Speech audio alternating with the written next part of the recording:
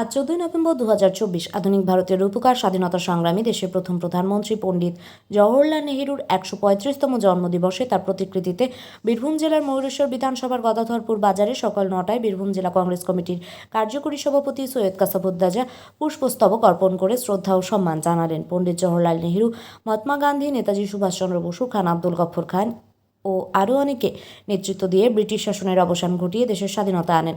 তিনি প্রধানমন্ত্রী হবার পর শিক্ষা, স্বাস্থ্য, বিজ্ঞানের প্রভূত উন্নতি ঘটান, নদীবাঁধ নির্মাণ করেন, কৃষিতে উন্নতি ঘটিয়ে দেশকে খাদ্যে স্বয়ম্ভর করে তোলার চেষ্টা করেন। এছাড়াও বড় বড় শিল্প স্থাপন, ইঞ্জিনিয়ারিং কলেজ, হাসপাতালে, মেডিকেল কলেজ স্থাপন করেন। তার জীবনী সম্বন্ধে বক্তব্য রাখেন জেলা কংগ্রেস কমিটির কার্যকরী সভাপতি সৈয়দ কাসাবুদ্দাজা এবং বক্তব্য শেষে তিনি আবারও পণ্ডিত জওহরলাল নেহেরুর প্রতিকৃতিতে প্রণাম জানিয়ে শ্রদ্ধাঞ্জলি নিবেদন করেন। উপস্থিত ছিলেন জেলা কংগ্রেস কমিটির সদস্য শান্তিরাম মাল, জেলা যুব কংগ্রেস কমিটির সাধারণ সম্পাদক বজরুল হক, ব্লক SC/ST সেলের চেয়ারম্যান ধীরেন দলুই, উত্তম কুমার দত্ত প্রমুখ নেতৃবৃন্দ ও সাধারণ মানুষ।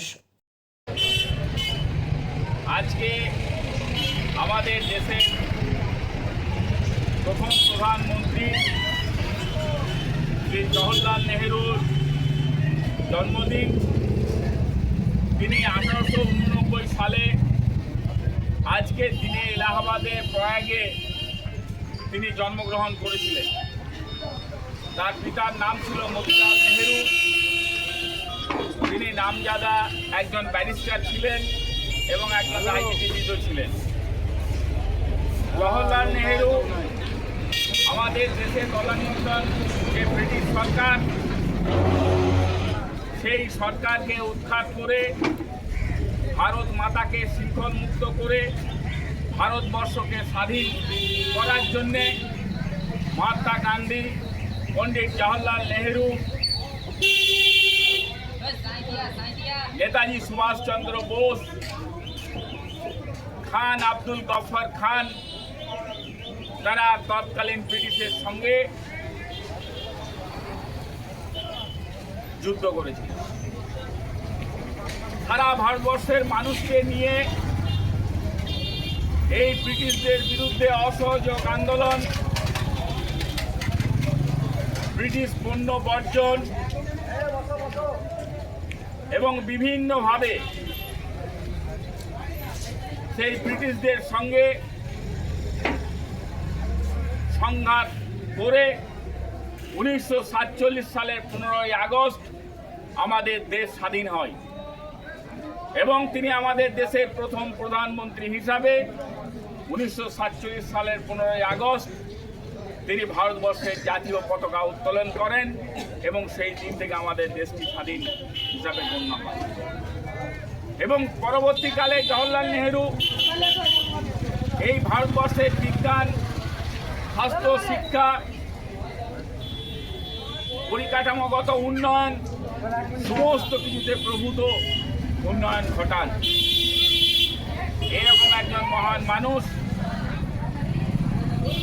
জাতীয় কংগ্রেসের আদর্শে তিনি বিশ্বাসী ছিলেন। তার সেই জন্মদিনটিকে আমরা বীরভূম জেলা কংগ্রেস এবং ময়ূরেশ্বর 1 নম্বর ব্লক কংগ্রেসের পক্ষ থেকে শ্রদ্ধা এবং সম্মানের সঙ্গে আজকে দিনটি পালন করছি এবং সেই সঙ্গে সঙ্গে তার যে আদর্শ, সেই আদর্শকে সামনে রেখে আমরা জাতীয় কংগ্রেসের সৈনিক হিসাবে আজকে শপথ নিচ্ছি যে আমরা ভারতবর্ষে একতা, ভাইচারিতা, সাম্প্রদায়িক সম্প্রীতি সমস্ত কিছু অক্ষুণ্ণ রেখে এই দেশকে এগিয়ে নিয়ে যাব। এবার আমরা জওহরলাল নেহেরুর যে প্রতিকৃতি, সেই প্রতিকৃতিতে আমরা পুষ্পস্তবক প্রদান করে তাকে সম্মান জানাব।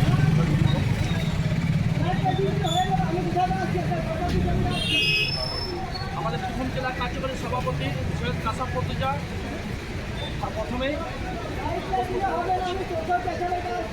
বন্দে মাতরম, বন্দে মাতরম, বন্দে মাতরম, বন্দে মাতরম, বন্দে মাতরম। বন্দে মাতরম।